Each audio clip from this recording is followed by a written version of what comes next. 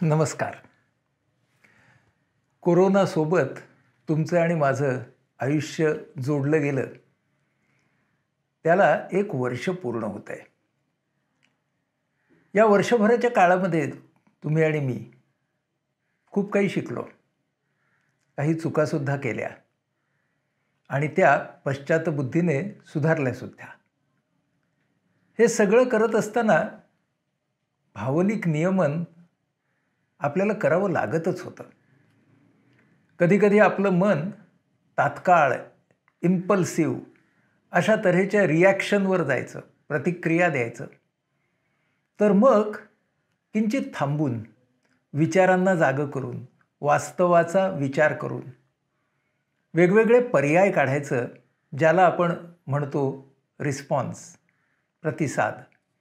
प्रतिक्रिया आणि प्रतिसाद, रिॲक्शन आणि रिस्पॉन्स, असा हा खेळ तुमच्या आणि माझ्या मनात वर्षभर सुरू होता. आणि आपण सगळे हा खेळ खेळताना त्यामध्ये हळूहळू पटाईत सुद्धा होत गेलो. आपलं मन प्रतिसादावरती राहायला लागलं. होऊन होऊन काय होणार आहे, वेगवेगळ्या परिणामांना मनाची तयारी तर करूया, असं आपण आपल्याला सांगू लागलो. तरी बरं अशी मनाची समजूत घालायला लागलो की एखाद्याला कोरोना पॉझिटिव्ह आला तर तरी बरं, फार सिरियस नाही आहे, लवकर बरा होईल. ही समजूत घालता घालता 1 वर्ष उलटलं. आता आपल्याला पुढच्या आव्हानांना स्वतःला तोंड देण्यासाठी तयार करायचे. जेव्हा आपण या रिस्पॉन्स आणि रिॲक्शन, प्रतिक्रिया आणि प्रतिसाद या हिंदोळ्यावरती मनाला ठेवत असतो, त्यावेळेला कालांतराने आपलं मन बंडखोरीकडे झुकतं. नको हे काही निर्बंध, नको ही बंधनं, झुगारून देऊया हे सगळं, असं एक बंडखोर स्वभाव तुमच्या आणि माझ्यातला जागृत होतो. आणि मग सगळी बंधनं, सगळे निर्बंध आपल्याला जाचक वाटायला लागतात. म्हणून आज आपल्या समोरचं भावनिक ध्येय हे आहे की रिस्पॉन्सचा जो आपला प्रवाह आहे, त्या रिस्पॉन्स हा जो आपला ट्रॅक आहे, प्रतिसादाचा आपल्या मनातला जो प्रवाह आहे, त्याची आपल्याला आता शैली बनवायची आहे. त्याचा आपल्याला एक आता पॅटर्न करायचा आहे. आणि कुठच्याही गोष्टीचा पॅटर्न करायचा तर 2 गोष्टी लागतात, सराव आणि सहजता. सरावाशिवाय सहजता येतच नाही. म्हणून सरावाचा पहिला टप्पा, त्याही टप्प्यावरती मनःपूर्वकता हवीच. आणि मग सहजता आली की आपण नैपुण्याकडे वाटचाल करायला लागतो.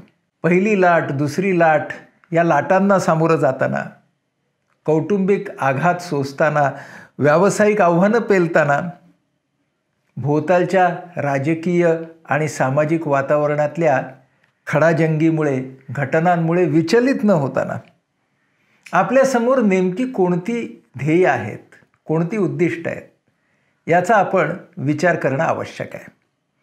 आणि आपल्या सगळ्यांसमोरची समान उद्दिष्ट मला ही वाटतात. पहिलं की आपापल्या क्षेत्रातली उत्पादकता आपल्याला टिकवायची आणि वाढवायची आहे.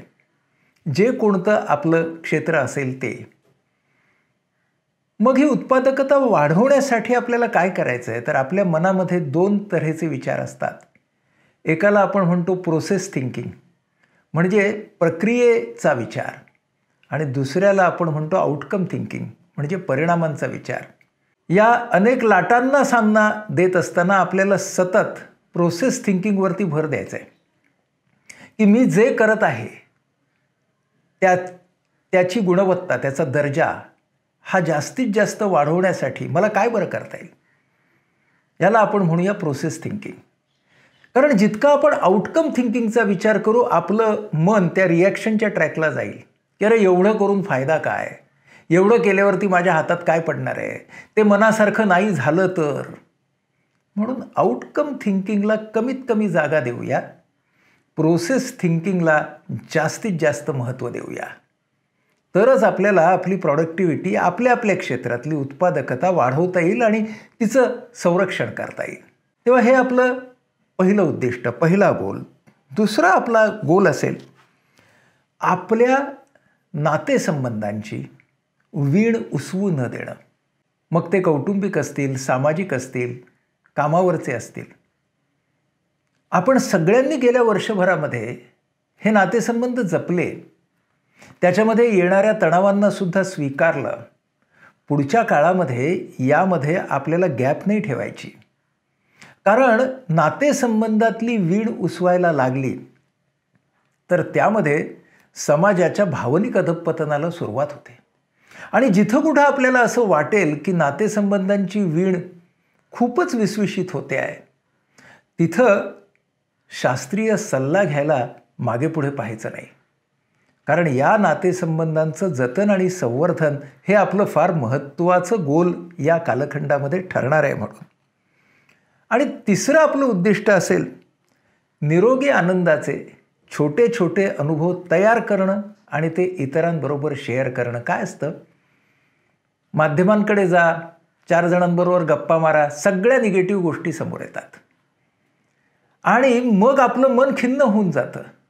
या काळामध्ये आपल्या सगळ्यांनी आपापले आनंदाचे, समाधानाचे अनुभव तयार करणं, एकमेकांच्या बरोबर शेअर करणं, ही गोष्ट एकमेकांना दिलासा देणारी आहे. आपल्याला वाटत असेल की हा छोटा अनुभव आहे, मी कशाला शेअर करू? नाही, करा. आजूबाजूच्या खिन्नतेला तुमच्या आशावादाची एक छोटीशी किनार नक्की मिळू द्या. हे सगळं आपल्या सगळ्यांना एकत्र येऊन करायचं आहे. आणि त्यासाठीचं आपलं ब्रीदवाक्य असणार आहे, फ्रॉम कोऑपरेशन टू कोलॅबोरेशन.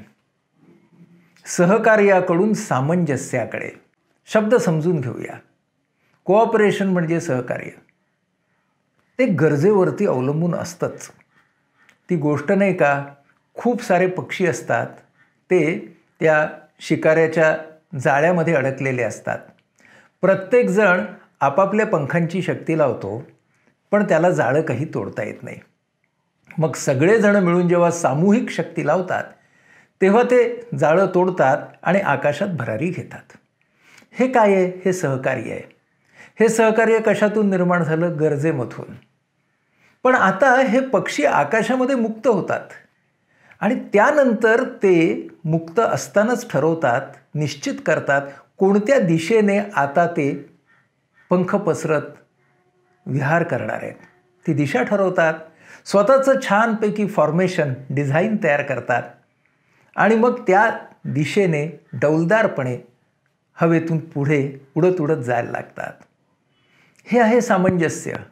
कारण आता त्या थव्यामधल्या प्रत्येक पक्षानं स्वयंस्फूर्तीने निर्णय घेतला आहे की आम्ही एकत्र राहणार आहोत, एकत्र काम करणार आहोत. हे आहे सामंजस्य, कोलॅबोरेशन. येणाऱ्या युगामध्ये ह्या 2 गोष्टी आपल्याला आपल्या मनामध्ये जपायच्या आहेत.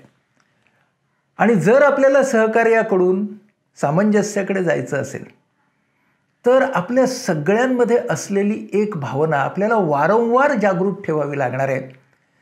ती भावना आहे आस्थेची, ती भावना आहे एम्पथीची. एम्पथी म्हणजे काय? तर समोरच्या व्यक्तीच्या भावनांचा विचार करून त्यावर रिस्पॉन्स देणे. एक लक्षात घ्या, समोरच्या व्यक्तीच्या भावनांचा विचार आपण करायला लागलो ना, त्या व्यक्तीच्या ठिकाणी आपण स्वतःला ठेवायला लागलो की आपोआप आपण रिॲक्शनकडनं रिस्पॉन्सकडे जातो. आणि आपण ज्या वेळेला खास करून तणावाच्या प्रसंगात असतो ना, तेव्हा आपण फक्त आपल्या भावनांचा विचार करतो, तोही करत नाही.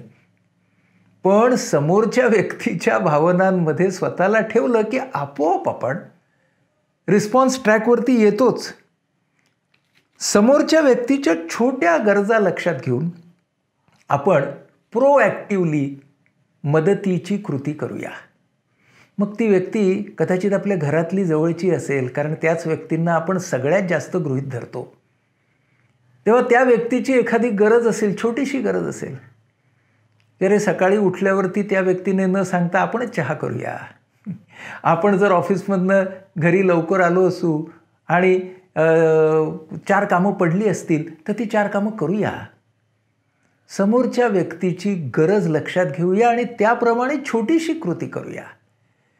त्यासाठी एक जवळची व्यक्तीही घेऊया आणि जी अनोळखी व्यक्ती आहे तिलासुद्धा किमान एकदा दिवसामध्ये अशी मदत करूया. कारण त्या समोरच्या अनोळखी व्यक्तीसाठी त्यावेळेला तुम्ही आणि मी व्यक्ती नसतो तर माणुसकी असतो. म्हणून माणुसकीला जपण्याचं काम तुम्हाला आणि मला एकत्रित येऊन करायचंच आहे. आणि तिसरी गोष्ट, आपल्या जगण्यातल्या छोट्या छोट्या गरजा पूर्ण करणाऱ्यांच्याबद्दल कृतज्ञता मनात ठेवूया. आपण बाजारात जाऊन भाजी घेतो, आपल्या घरी दूध येतं, वर्तमानपत्र येतं. छोट्या छोट्या गरजा जी सगळी मंडळी पूर्ण करतात त्यांची एक संपूर्ण मालिका आहे. त्या सगळ्याबद्दलची कृतज्ञता या काळामध्ये आपण आपल्या मनात ठेवूया. ही जी आस्था आहे, ही जी एम्पथी आहे, ह्यामुळेच आपल्याला सगळ्यांना सहकार्याकडून सामंजस्याकडे जाता येणार आहे. एक लक्षात घेऊया की व्यक्तीचं भावनिक आरोग्य, कुटुंबाचं, समाजाचं ह्या काही वेगवेगळ्या गोष्टी नाहीत. पण ह्या सगळ्यांची सुरुवात व्यक्तीमधूनच होते. मग तुम्ही म्हणाल, आम्ही सगळे सामान्य, आम्ही खूप छान वागू हो, पण त्यामुळे काळ बदलणार आहे का, समाज बदलणार आहे का? पण आपण सगळ्यांनी एक गोष्ट लक्षात ठेवली पाहिजे की इतिहास हा फक्त जे आघाडीवरचे लोक असतात, त्या त्या क्षेत्रातलं नेतृत्व करणारे लोक असतात, त्यांच्याकडूनच लिहिला जात नसतो. इतिहास जेव्हा लिहिला जातो तेव्हा त्यामध्ये असंख्य अनाम व्यक्तींचं श्रेय असतं. तेव्हा आपण सगळेजण सभ्यतेचा इतिहास लिहिणार आहोत, सौजन्याचा इतिहास लिहिणार आहोत, आस्थेचा इतिहास लिहिणार आहोत. आणि त्यासाठी आपण सगळे स्वतःला सामान्य समजणारे अशी सगळी मंडळी जर एकत्र झालो तर आपल्याला खरोखरच या कठीण काळामध्ये सुद्धा माणुसकीचा इतिहास निश्चितपणे रचता येईल. सूर्य व्हायला नाही जमलं, इवली ज्योत होऊया, चिमूटभर अंधाराला ऊर्जेनं त्या उजळूया. सूर्य व्हायला नाही जमलं, इवली ज्योत होऊया, चिमूटभर अंधाराला ऊर्जेनं त्या उजळूया. आकाश व्हायला नाही जमलं, मऊ गोधडी होऊया. आकाश व्हायला नाही जमलं, मऊ गोधडी होऊया. कुशीत येणाऱ्या पांथस्थाला निवांत माया पांघरूया. वारा व्हायला नाही जमलं, फुंकर बनून पाहूया. वारा व्हायला नाही जमलं, फुंकर बनून पाहूया. एका तरी घावावरती निष्ठेनं पसरून जाऊया. भूमी व्हायला नाही जमलं, बोटांना पेरतं ठेवूया. भूमी व्हायला नाही जमलं, बोटांना पेरतं ठेवूया. विचारांच्या शेतामधले तण काढत जाऊया. पाऊस होणं दूरच राहिलं, पाऊस होणं दूरच राहिलं, थेंब पण अंगी घेऊया. पाऊस होणं दूरच राहिलं, थेंब पण अंगी घेऊया. मातीच्या कणाला भिजवताना तिथंच विरून जाऊया. मातीच्या कणाला भिजवताना तिथंच विरून जाऊया. धन्यवाद.